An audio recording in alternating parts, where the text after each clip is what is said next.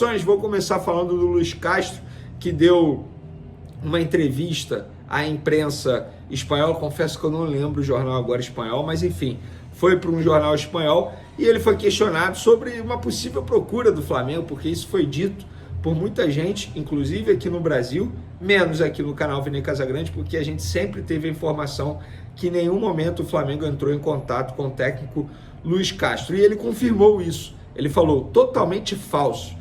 Não sei como podem falar de dinheiro, seja muito ou pouco, se ninguém no Flamengo nunca conversou comigo. Europa, América do Sul, Oriente Médio, não tenho preferência. Quem gosta de futebol tem que estar preparado para tudo. O importante é ir para um clube onde me sinta acarinhado e respeitado. Então tá aí o Luiz Castro negando que foi procurado pelo Flamengo e confirmando a informação que a gente já havia dito aqui.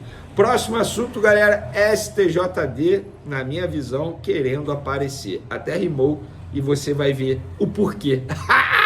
Esquece, Vene MC ou Vene Lil Gabi. Abre o olho, Gabigol, concorrente, hein? Tamo junto, brincando, vamos lá. STJD denunciou os jogadores envolvidos naquela confusão do Flamengo e Corinthians pelo Campeonato Brasileiro, vocês vão se recordar, e o Alcaraz é o jogador do Flamengo envolvido, juntamente com Yuri Alberto e Kaká, jogadores do Corinthians, e o auxiliar técnico Emiliano Dias, também do Corinthians. Eles serão julgados na próxima sexta-feira. Alcaraz e Yuri Alberto foram denunciados por agressão e podem pegar um gancho maior que os demais. Eles foram enquadrados no artigo 254, hífen A do Código Brasileiro de Justiça Desportiva, que prevê como pena a suspensão de 4 a 12 jogos. O meia rubro-negro foi citado por, abre aspas, desferir dolosamente soco, cotovelada, cabeçada ou golpes similares em outrem de forma contundente ou assumindo o risco de causar dano ou lesão ao atingido. Pois é, vamos aguardar. Eu acho que não vai dar em nada. Eu acho. Se tratando de STJD, a gente espera tudo. Mas se eu tivesse que fazer uma fezinha lá na KTO, lembrando que é sempre com responsabilidade e é apenas para maiores de 18 anos, eu faria fezinha que não vai acontecer nada. Vamos ver, vamos aguardar. A gente vai aguardar as cenas dos próximos capítulos e vamos informar aqui no canal Vene Casagrande. Próximo assunto, Hugo Souza. Olha, a torcida do Corinthians está chateada comigo nas redes sociais, me xingando. Eu confesso que eu não vou nem dormir essa noite por conta disso. Ai, vou até perder meu sono. Por conta disso. Mas eu, no meu papel como jornalista, eu tenho apenas que informar. Se o torcedor não quer ouvir a verdade, é problema dele. E a verdade é o seguinte, não tem mistério. Hugo Souza continua sendo jogador do Flamengo e está emprestado ao Corinthians. Isso quer dizer que, se ele jogar no domingo contra o Flamengo, o Corinthians terá que pagar novamente aquela multa pela escalação no valor de R$500 mil. Isso é contrato. Assim como está no contrato que o Flamengo tem o direito de aceitar ou não o garantidor oferecido pelo Corinthians para parcelar a compra de 60% do goleiro por R$800 mil. Então o Flamengo até o momento não aceitou o fiador, que foi o mesmo, ou o garantidor, que foi o mesmo na situação do Mateuzinho, que é a empresa Brax. Aí muita gente vai me perguntar assim, beleza, Vene, beleza. O Flamengo não pode impedir o goleiro Hugo Souza de jogar no domingo? Não, não pode. O contrato dá o direito ao Corinthians de pagar o valor de R$500 mil após a partida, até 24 horas após a partida. Mas, Vene, e se o Corinthians não pagar os R$500 mil dessa escalação? O que acontece? É simples. O Corinthians fica impossibilitado de exercer a cláusula de opção de compra. Isso também está em contrato, tudo assinado entre os clubes. Então o Flamengo está super protegido em relação a esse assunto. Eu acho, aí é a minha opinião, a minha visão, o valor da multa pela escalação baixo, Tanto é que nos tempos de Rodinei foi R$1 milhão, o Internacional na ocasião pagou, e o do Hugo Souza está baixo, R$500 mil, é um valor baixo.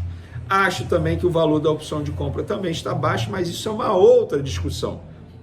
O Corinthians está tentando inverter a culpa, digamos assim, os valores, e dizendo que a culpa é do Flamengo. Não, o Flamengo só está exigindo aquilo que está em contrato. O Flamengo não está fazendo nada de errado. E o Corinthians, se tivesse dinheiro para pagar, já teria pago à vista.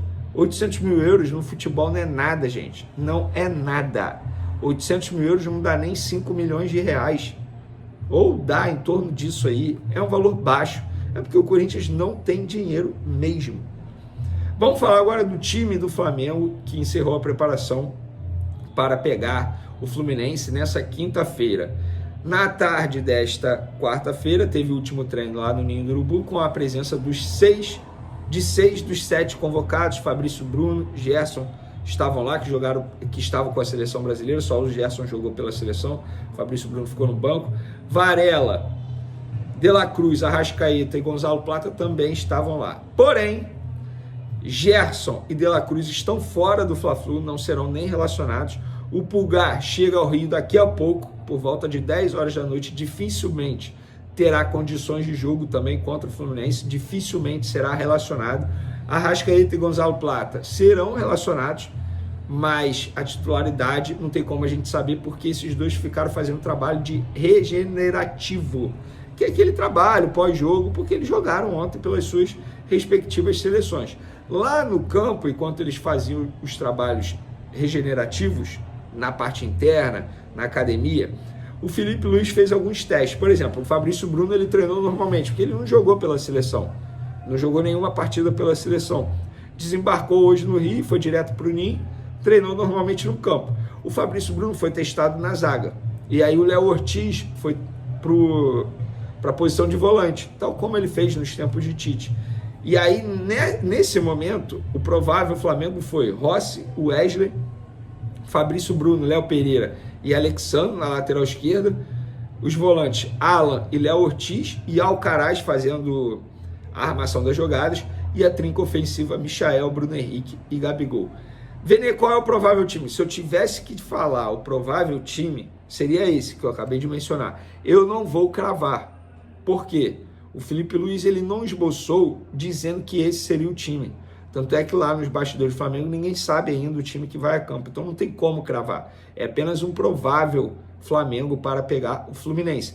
Inclusive, informação, isso é apuração, tá? O Fluminense não terá Thiago Silva para o jogo contra o Flamengo. Lembrando que o Serna, que é um jogador super importante que eles contrataram recentemente, lesionado, está fora. O Keno, suspenso, também está fora. E eles não terão Thiago Silva, o principal jogador do setor defensivo, que mudou o setor defensivo do Fluminense desde a chegada dele.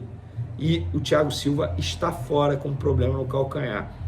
E por falar em Fluminense, a torcida do Fluminense não comprou mesmo a ideia de ir ao jogo. Porque eu acabei de publicar nas outras redes sociais que o setor sul do Maracanã, destinado à torcida do Fluminense, tem cerca de 5 mil ingressos vendidos apenas, um setor que tem capacidade para 18 mil. O setor norte, exclusivo da torcida do Fla, e setores mistos estão esgotados. Quase 48 mil vendidos até o momento. Então a torcida do Fluminense, pelo visto, não está muito empolgada para ir ao jogo, não. Eu acho que deveria, porque esse jogo é muito mais importante para o Fluminense do que provavelmente para o Flamengo. Sejamos francos, né? Mas acredito ainda, mesmo com o Flamengo, provavelmente alternativo, com condições de vencer o Fluminense.